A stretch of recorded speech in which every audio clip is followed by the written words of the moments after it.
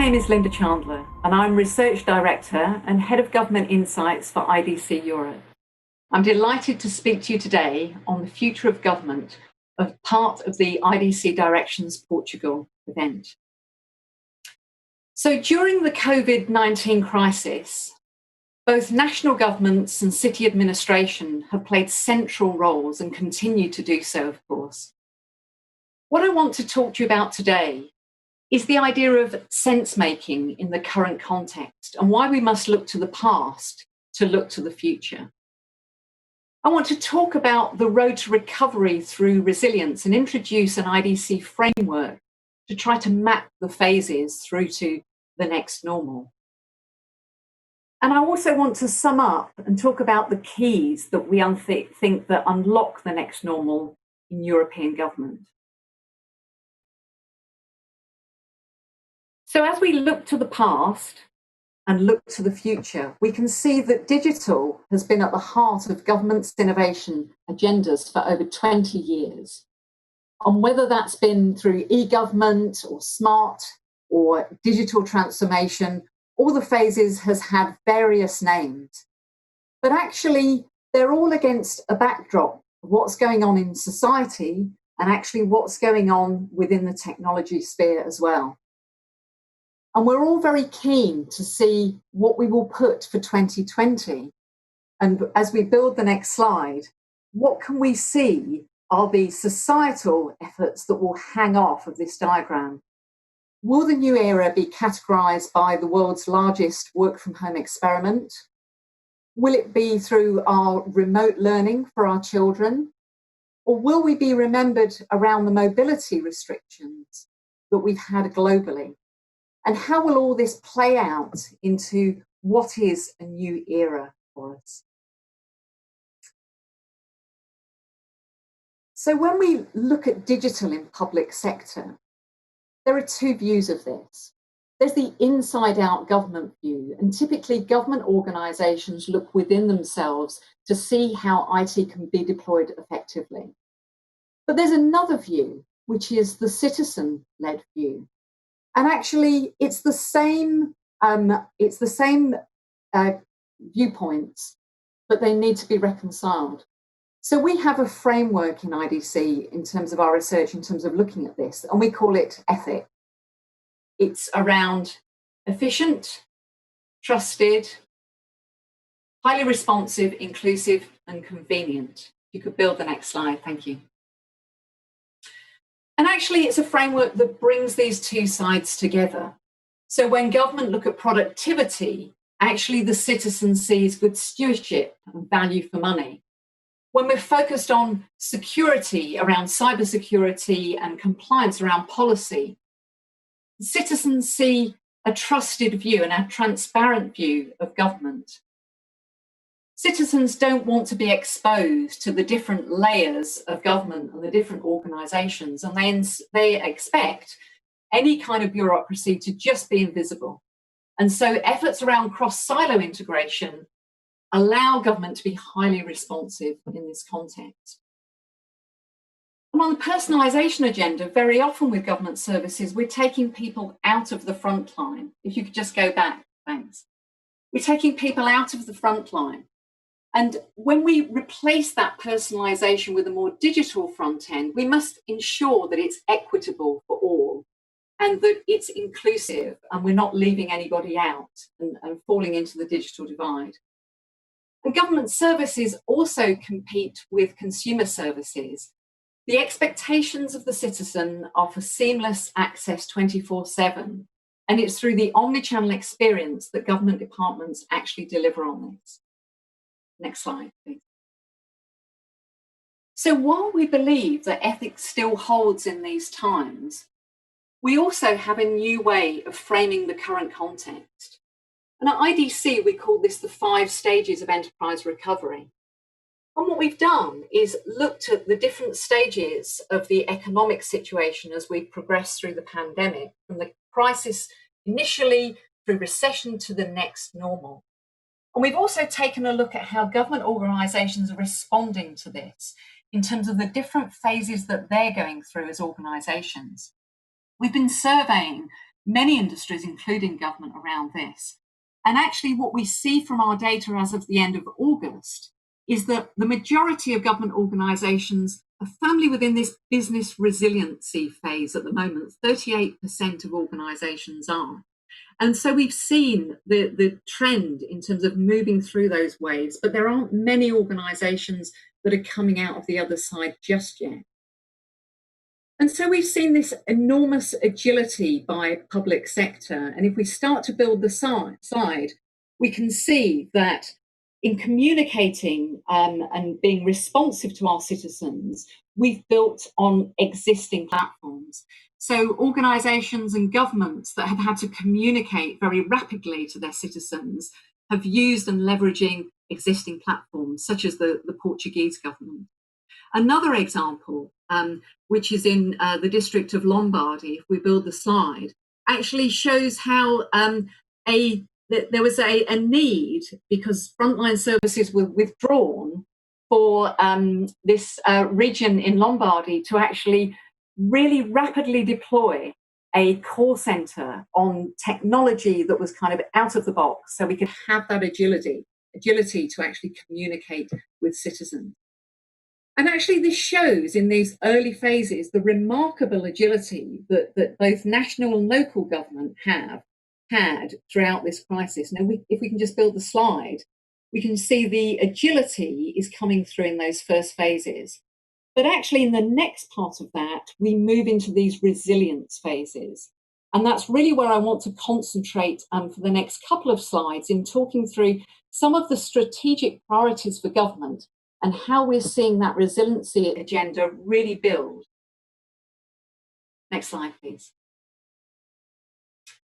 So in the next normal of revenue and monetary management, there's a big figure on this slide, the figure of 45.66 billion euros. And that figure was from a study in 2016, which looked at the amount of tax evasion that there was across Europe. And at 0.36% of European GDP, that large number has focused the efforts on modernising the tax system in many countries. And so we see tax systems being increasingly automated and really needing to deliver insights in quasi-real time from systems that actually integrate directly with data feeds from business organisations. And we see this as delivering on the ethic of public sector by efficiency and being trusted by the citizen. We have an example from the UK where, sorry, just step back a slide. An example from the UK for HM Revenue and Customs, where actually they've used their platforms to essentially put their systems in reverse. So where they would have collected tax from businesses, what they've actually done is rapidly given money back to businesses under the UK's job retention scheme. And that agility that has happened in a matter of weeks has really built on platforms and capabilities that organisation has been investing in for some time and will continue to invest in the future. They built a team of 400 data scientists and data analysts to really help them be agile and look towards resiliency in the future. Next slide, please. Public sector has been particularly hard hit by the pandemic.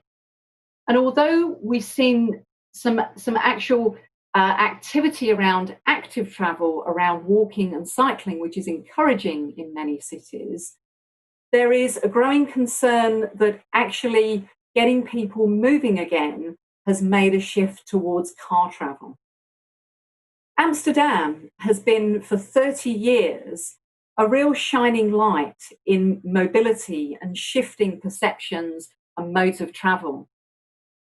Over 30 years, up until about 2017, it managed to increase cycling journeys and reduce car journeys from 29% to 19%.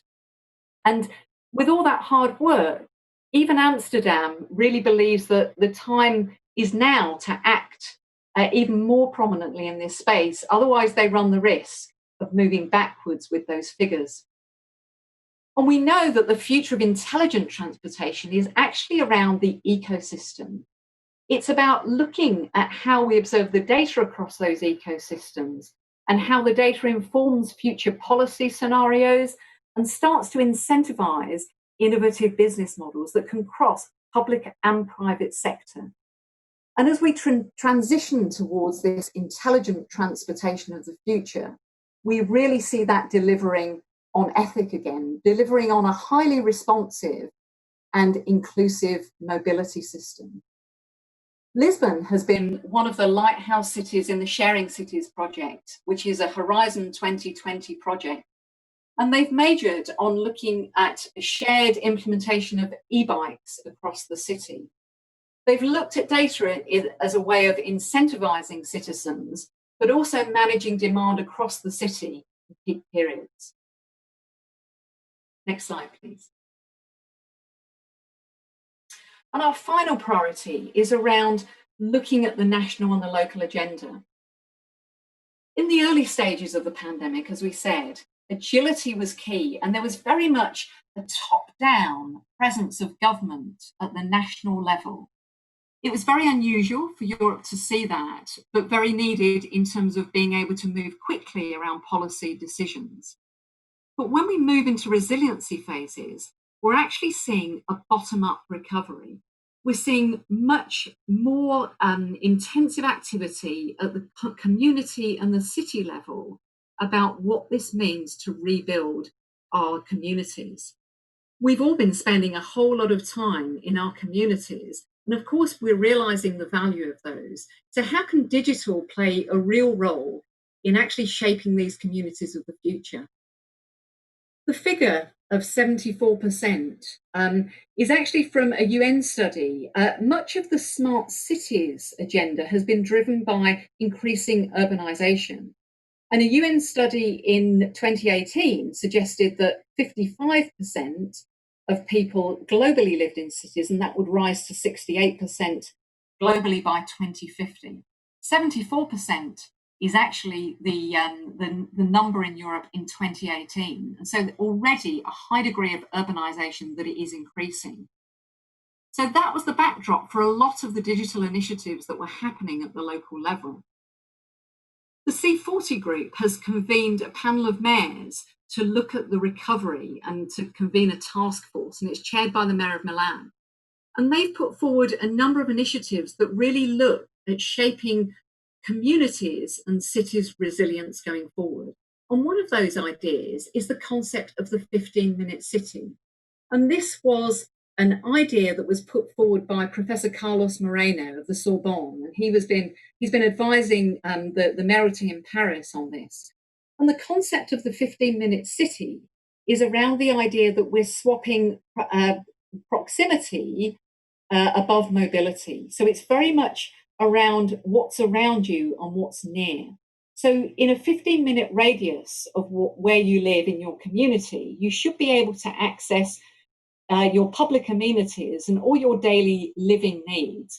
And whether that be 15 minutes walking, cycling, or on public transport, it's that proximity and that closeness of these amenities that's really at the heart of the 15-minute city.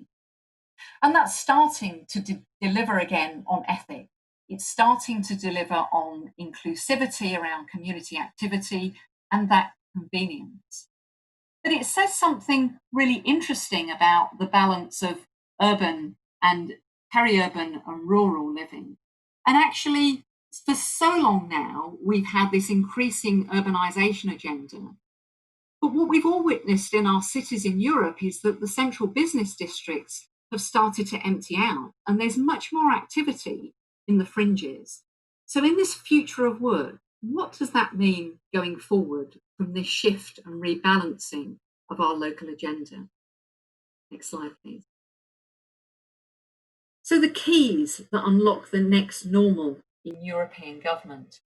We see that an omni-channel citizen experience is really key, not just for the agility that we saw in Lombardy of a crisis mode, but actually that will persist and change channels going forward. Next build. We see Amsterdam looking at data-driven policy making over a period of a number of years and going forward in terms of service delivery around the future of intelligent transportation. Agile intelligent platforms and infrastructure are at play in our tax system, as demonstrated by HMRC in the UK. Trust and security are paramount in terms of that government communication with citizens in terms of our websites. And digital inclusion is top of the agenda around the future of mobility in cities like Lisbon and in terms of e-bike schemes. And finally, the future of work is having a huge impact and will continue to have a huge impact for the next decade or so about the rebalancing of our national and local economies. And so a final thought. Digital has been at the transformation of government over the last 20 years, and it will still be at the transformation for the next 20 years. So I'd love to come back in 2040 and see how we've co-created this backdrop of innovation in public sector across Europe for the next 20 years. Thank you very much for your attention.